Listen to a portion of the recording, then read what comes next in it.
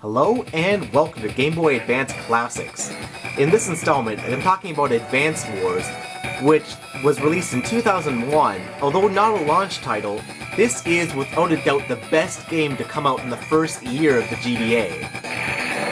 Advance Wars is part of the long-running Nintendo Wars series, which dates back all the way to 1988 in Japan with the Famicom original game, Famicom Wars.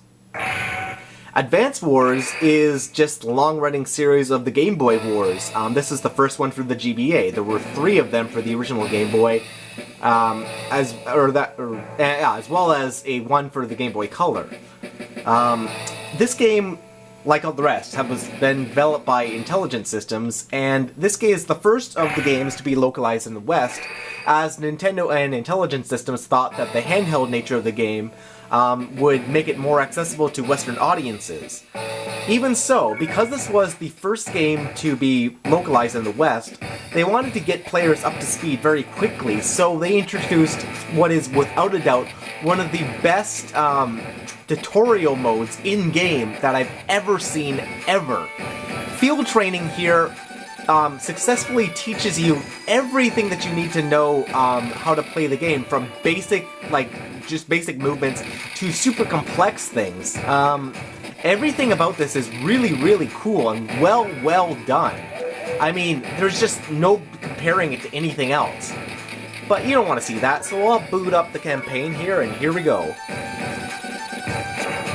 Advance Wars changed things up as opposed to the earlier Nintendo Wars series games by really focusing on a story mode. Although the other games were pretty much similar to this, they didn't offer anywhere near as much of a story, and as such, this is as much entertaining to experience and read as it is to play.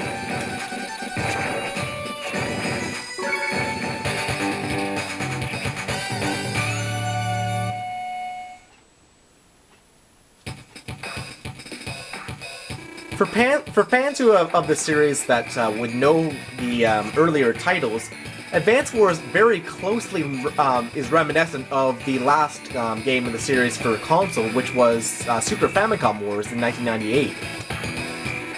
It looks like Super Famicom Wars so much so that you might even think they are sister games.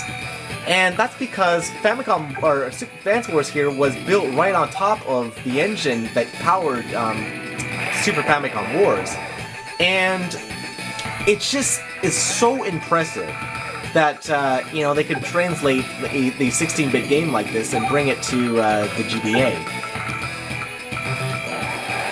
So Advance Wars, for those who don't know, as well as all the other Nintendo Wars series games, are a series of turn-based strategy games where you command units and send them off to do battle. There are various types of units that all have different strengths and weaknesses, and you want to use them in more offensive and defensive positions.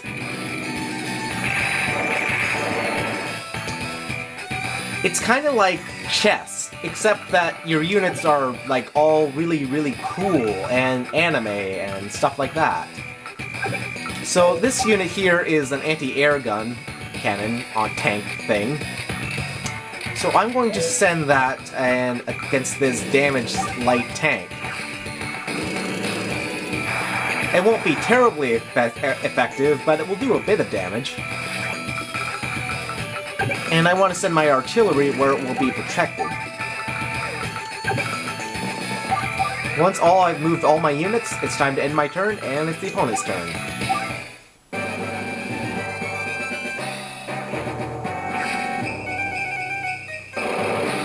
Now, I've done several videos in the past on Advance Wars, but I just can't help it. I love this series, and I love this game. I literally think this is one of the best games in the world. Everyone should at least give this game a chance, if not, wholly embrace it.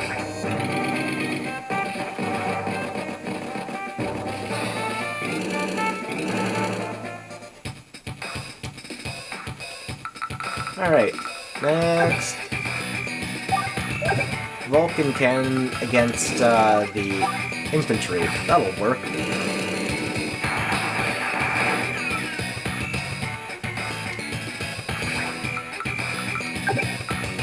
This is the kind of game you can literally sink hours and hours into like they're minutes or seconds. Like, back in the heyday, when I first got this game, I remember spending nights when I would start playing this game, you know, in the evening, and literally the sun would rise next thing I looked up. There's not many games that can do that, especially not many handheld games that can do that.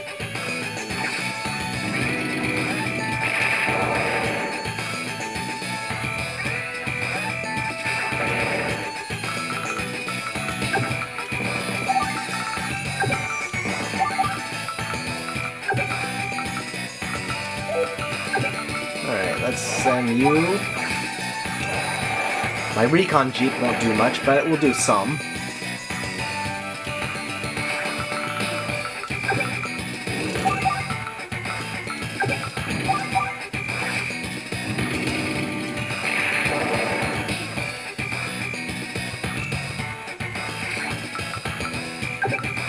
Alright, take out the rockets.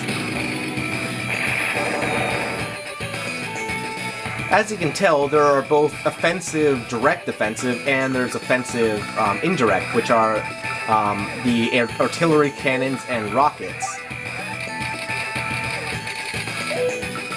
You can check the range of units by moving over the unit and holding down the B button. The spaces in red are the areas it can attack in, and the areas that are not are the areas it cannot. So it can attack right next to it, and it can attack beyond its range. Likewise, your tank can show you potential targets for your tank. Alright, next, supply and turn. New to Advance Wars is the CO power ability system. Every CO has a power that will charge up over the course of a meter. Your first opponent, Olaf here, has the ability to make it snow. When it snows, units have decreased movement range and also consume more fuel. He himself, though, is exempt from these effects, which makes it more beneficial for him to cause it to snow, as it makes it a pain for everyone else. Although the story mode is typically only told from, you know, one army versus another army perspective, Advance Wars carries along the Super Famicom improvement that allows up to 4 players to play all at once.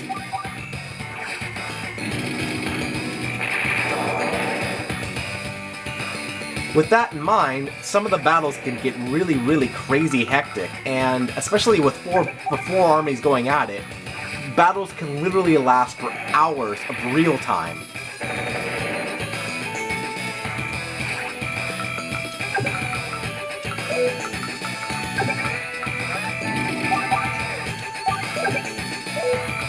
Let's send...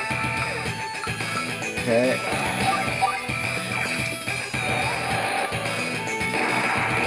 That was a bad decision.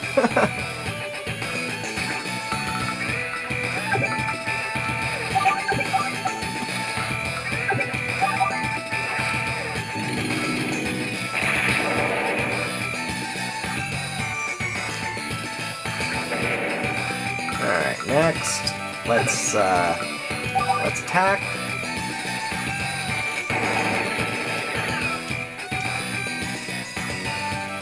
The army names are all ridiculous, of course. You're playing as the Orange Star Army, which is the Red Star in Japan, and you are attacking the Blue Moon Army. I mean, come on, these names are right out of Lucky Charms. It's a magically delicious cereal.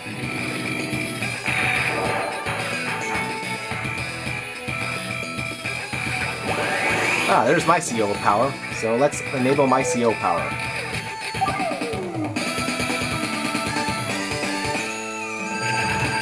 Hyper Repair gives 2 HP units back to every single unit, so it gives you a tactical advantage. Well, anyway, thanks for watching, guys. If you have any questions, let me know, and I'll see you next time.